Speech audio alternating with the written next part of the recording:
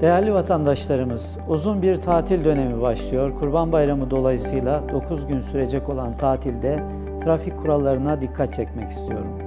İlimizde pek çok trafik kazasında çok sayıda insanımızı kaybediyoruz. Çok sayıda insanımız yaralanıyor ve maddi hasarlar oluşuyor. Trafik kuralları bizi sevdiklerimize ulaştırmak, sağlıklı bir şekilde yolların sonunda sevdiklerimizle buluşturmak için gerekli olan ve uyulması zorunlu olan kurallardır. Trafik kurallarının en başında emniyet kemeri gelmektedir. Mutlaka emniyet kemeri kullanarak hız sınırını aşmadan, hatalı sollama yapmadan ve dikkatsizlik oluşturacak derecede bir yorgunluk aşamasına ulaşmadan dinlenerek, molalar vererek uzun yolculukları gerçekleştirmek, şehir içinde ise mutlaka kırmızı ışık kuralına uymak ve yine hız sınırına dikkat ederek takip mesafesine uygun bir şekilde izlemek gerekiyor. Bütün kurallar bizim iyiliğimiz ve sağlığımız için. En başta gelen bir başka kural da cep telefonuyla konuşulmaması. Maalesef benim bizzat Urfa'da gözlemlediğim bu trafik kuralı ihlali de pek çok kazanın sebepleri arasında yer alıyor. Yine motosiklet, mobilet türü araçların da trafikte yoğun olarak bulunduğu Şanlıurfa'da bu konuya da özellikle dikkat çekmek istiyorum.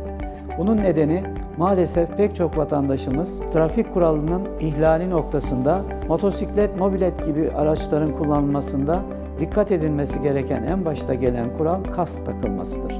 Mutlaka bir başlık ve özellikleri uygun bir kaskın bizi her tür kazada en önemli şekilde koruyacak bir unsur olduğunu unutmamamız gerekir. Bir başka kural ihlali ise çok sayıda kişinin motorlara bindirilmesi, motosikletlerin taşıma haddinin üzerinde bir yolcuyla seyahat etmesi maalesef yine rastladığımız kötü bir örnek. Bir başka dikkat çekmek istediğim konu yayaların kurallara uygun hareket etmesi ve sürücülerin de yayaların can güvenliğini ihlal etmemesidir.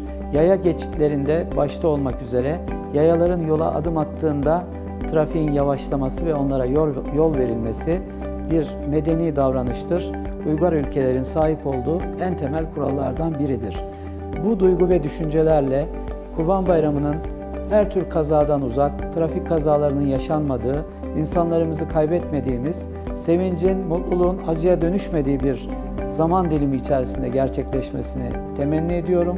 Bütün ekiplerimiz, emniyet ve jandarma trafik ekiplerimiz, 700'ün üzerinde personelimizle bayram öncesinden başlamak suretiyle yollarda denetim ve kontrol için sizin sağlığınız ve güvenliğiniz için görev başında olacak. Lütfen onlara yardımcı olalım.